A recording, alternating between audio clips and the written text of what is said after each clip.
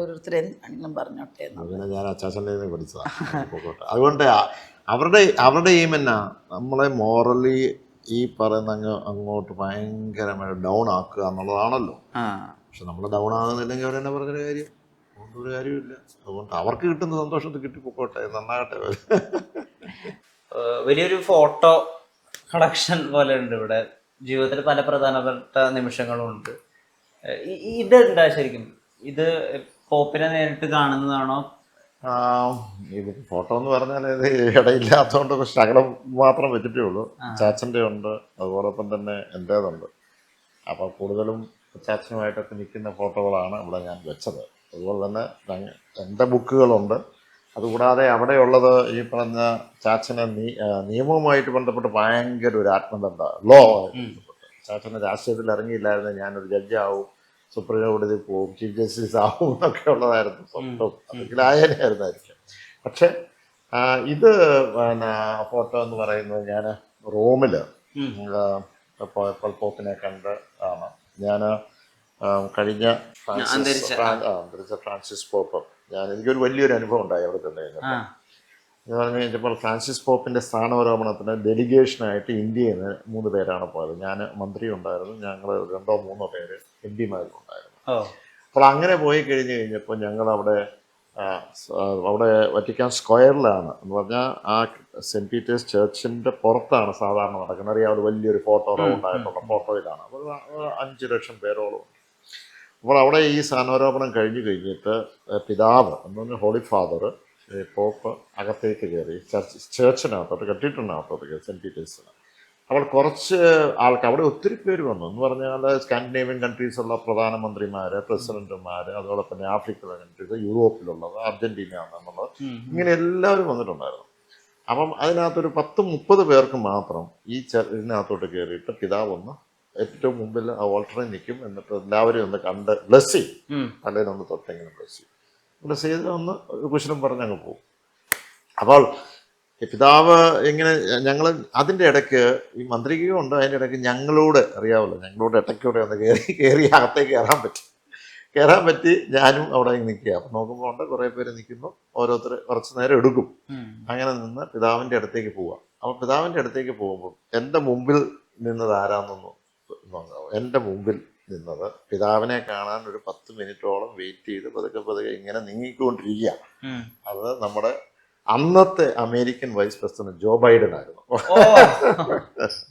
അവ ഇങ്ങനെ നിൽക്കുകയാണ് അതിനകത്ത്, ഇങ്ങനെ നിന്നുകൊണ്ട് അവിടെ ഇരുന്ന് ചെന്നു.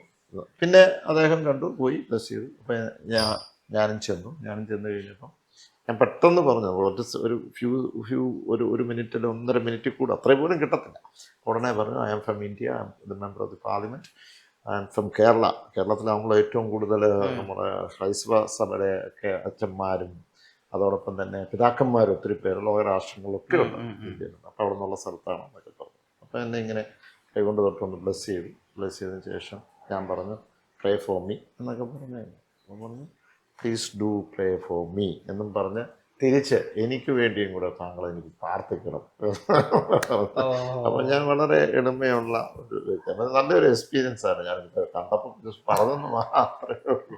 ഇത് വളരെ റെയർ ആയിട്ടുള്ള ഒരു പിക്ചർ. അതെ, മദർ തെരേസ ഇവിടെ വന്നു കഴിഞ്ഞപ്പോൾ ചാച്ചനോടൊപ്പം അതിന് തൊട്ടടുത്ത് ശരി പിതാവും അതോടൊപ്പം തന്നെ തോമസ് ചാഴികാരനൊക്കെയാണ്.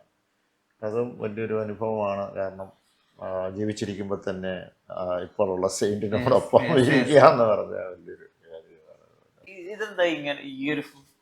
ഇത് നമ്മുടെ യെയിൽ യൂണിവേഴ്സിറ്റി ലോകത്തെ ഏറ്റവും വലിയൊരു യൂണിവേഴ്സിറ്റി കനറ്റിക്കട്ടിലാണ്, നമ്മുടെ ന്യൂയോർക്കിനടുത്ത കനറ്റിക്കട്ടിലാണ്. അപ്പം ഞങ്ങൾ കുറച്ച് എം പിമാർ അവിടെ ഒരു 10 ദിവസത്തെ ക്ലാസ്സിന് പോയി. അപ്പം ഞാനൊന്ന് എനിക്ക് ജസ്റ്റ് ഒന്ന് എം പി ആയി കഴിഞ്ഞ് ഇമ്മീഡിയറ്റ് ആയിട്ട് ഒന്ന് പോകാനൊരു അവസരം കിട്ടി. അപ്പം അതിനകത്ത് ഏറ്റവും സീനിയറായിട്ടുള്ള ആൾക്കാരാണ് ഇവിടെ ഈ കാണുന്നത്. നമുക്കറിയാം, സച്ചിൻ പൈലറ്റ്, പീയൂഷ് ഗോയൽ, രാജീവ് റൂഡി, മനീഷ് തിവാരി, ഇങ്ങനെ എല്ലാവരും ഉണ്ട്. ഇത് സുപ്രിയ സുലെ, അതുപോലെ തന്നെ BJP ഉള്ള ഇപ്പോഴത്തെ ബീഹാറിൻ്റെ PCC പ്രസിഡന്റ്, ഇങ്ങനെയുള്ള വൺ ടീമിന്റെ ഇടയ്ക്കാണ് ചെറുതായിട്ട് ഞാൻ ചെറിയ മനുഷ്യനവിടെ പ്രോഗ്രാമുകളൊക്കെ പോകുമ്പോൾ നിങ്ങൾ രാഷ്ട്രീയം മറക്കും?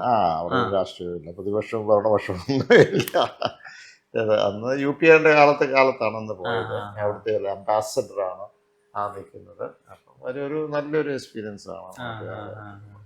ഈ ഒരുപാട് പുസ്തക കളക്ഷൻ ഉണ്ടല്ലോ, അതിലേറ്റവും പ്രധാനമായിട്ട് തോന്നുന്നത് പലപ്പോഴും സ്പിരിച്വൽ ആണ്. അപ്പൊ അത് മതത്തിനൊക്കെ അപ്പുറത്ത് സ്പിരിച്വൽ ആയിട്ടുള്ള ഒരുപാട് പുസ്തകങ്ങളുണ്ട്. ഇപ്പൊ ചാവറേശ്വരൻ എഴുതിയ പുസ്തകങ്ങളുണ്ട്, വിവേകാനന്ദൻ എഴുതിയ പുസ്തകങ്ങളുണ്ട്. അതെ, അതൊരു സോഷ്യൽ റിഫോമർ ആയിട്ടുള്ള ഒത്തിരി കാര്യങ്ങൾ ഇതിനകത്ത് വന്നിട്ടുണ്ട്. പിന്നെ ഞാനൊരു എപ്പോഴും ഒരു സ്പിരിച്വലി എപ്പോഴും എനിക്ക് ഇപ്പം നമ്മുടെ ഏതാണോ വിശ്വാസം ആ വിശ്വാസം അനുസരിച്ച് എപ്പോഴും പോകുന്ന പ്രാർത്ഥിക്കുന്നതല്ല. ഞാൻ ഈ പറഞ്ഞ പോലെ എല്ലാ ഒരു 4 മാസം തോറും വേളാങ്കണ്ണി പോകും. എല്ലാ പെരുന്നാളിനും സെപ്റ്റംബർ 8-ാം തീയതി അവിടെ പോകും. അതൊരു 10-20,000 പേരുണ്ട് അവിടെ കൂട്ടത്തിലിരുന്ന് നടന്ന് അങ്ങ് പോകും. അപ്പോൾ അത് ഇങ്ങനെ ഓരോരുത്തരുടെ വിശ്വാസം അനുസരിച്ച് നമ്മൾ മാണി സാറും പോപ്പിനെ കണ്ട. അതെ ഉണ്ട്. ഞാനൊരു എനിക്ക് അനുഗ്രഹം കൊണ്ട് ചാവറ പിതാവിൻ്റെ അതിൻ്റെ സെയിൻ്റായിട്ട് ഡിക്ലെയർ ചെയ്യുന്നതിനും പോകാൻ പറ്റി. അതോടൊപ്പം തന്നെ മദർ തെരേസയുടെ എനിക്ക് പോകാൻ പറ്റി. 2 ചിഹ്നമൊക്കെ ചിഹ്നമൊക്കെ ഇങ്ങനെ ഓരോരുത്തർ വന്ന് തരുന്നതാ. എപ്പോഴും ഞാൻ സംസാരിക്കുന്നതിൽ എനിക്ക് വളരെ ശ്രദ്ധ തോന്നിയിട്ടുള്ളൊരു പോയിന്റ് എന്താണെന്ന് വെച്ചാൽ, സ്വന്തം അച്ഛനായ KM മാണിയെ അഭിസംബോധന ചെയ്യുക മാണി സർ എന്ന് പറഞ്ഞാണ്. ഞങ്ങളത് അഭിസംബോധന ചെയ്യുന്നതിലെ യുക്തി എനിക്ക് മനസ്സിലാവും. പക്ഷെ മകനായിട്ടും അങ്ങനെ അഭിസംബോധന ചെയ്യുന്നത് ആ ഐഡിയ അല്ലെങ്കിൽ ആ പ്രാക്ടീസ് എവിടെ നിന്നാണ് തുടങ്ങുന്നത്? ഇതൊക്കെ അത് വലിയൊരു ഇൻട്രസ്റ്റിംഗ് ആയിട്ടുള്ള ചോദ്യമാണ്. എനിക്ക് എപ്പോഴും ഇഷ്ടം മാണി സാർ എന്ന് പറയുന്നതോ KM മാണി സാർ എന്ന് പറയുന്നതോ അല്ല KM മാണി എന്ന് പറയുന്നതിനേക്കാൾ ഇഷ്ടം അച്ചാച്ചൻ എന്ന് പറയുന്നതാണ്. അപ്പോൾ വീട്ടിനകത്ത് നമ്മളെപ്പോഴും അച്ചാച്ചനെ വിളിക്കാറുള്ളൂ. അച്ചാച്ചൻ ഇപ്പം ആരോടും സംസാരിക്കുമ്പോൾ അച്ചാച്ചൻ എന്നാണ് പറയുന്നത്. പക്ഷെ നമ്മൾ പുറത്തേക്ക് പോയി കഴിയുമ്പോൾ അവിടെ ഒരു കാര്യമുള്ളത് എന്നാന്ന് വെച്ചാൽ, നമ്മൾ എപ്പോഴും ജനങ്ങൾ യൂസ് ചെയ്ത ഒരു വാക്കുണ്ടല്ലോ, അതാണല്ലോ അവരുമായിട്ടൊരു അസോസിയേറ്റ് ചെയ്യാനായിട്ട് ഏറ്റവും എളുപ്പമുള്ളത്. ഒരാൾ ചിലപ്പം പെറ്റ് നെയിമായിട്ട് ചില രാഷ്ട്രീയ നേതാക്കന്മാർ ചിലപ്പോൾ പെറ്റ് നെയിം കാണും. ഇപ്പം തോമസ് ചാഴികാടൻ ഉദാഹരണത്തിന് പറയാം, ടോമി എന്ന് പറയാറുണ്ട്, ടോമി ചേട്ടൻ എന്ന് പറയാറുണ്ട്. അതും വീടുകളിനകത്താണ്. പക്ഷെ എന്ന് പറഞ്ഞതുപോലെ ഒരു അസോസിയേറ്റ് ചെയ്യുന്ന എല്ലാവരും, അതായത് ഏറ്റവും കൂടുതൽ പ്രായമുള്ളവരും പ്രായമില്ലാത്തവരും മണിസാറെന്നുള്ള എന്തിനാണ് KR നാരായണൻ അദ്ദേഹം പോലും പാലായിൽ വരുമ്പോഴും പ്രസംഗിക്കുമ്പോഴും മാണിസാർ എന്ന് പറഞ്ഞ ആള് മണിസാറിനേക്കാളും സീനിയറായിട്ടുള്ളതാണ്. അപ്പോൾ ആ ഒരു അസോസിയേറ്റ് ചെയ്യാനായിട്ട് എളുപ്പമുണ്ട് എന്നുള്ളത് ഒന്ന്.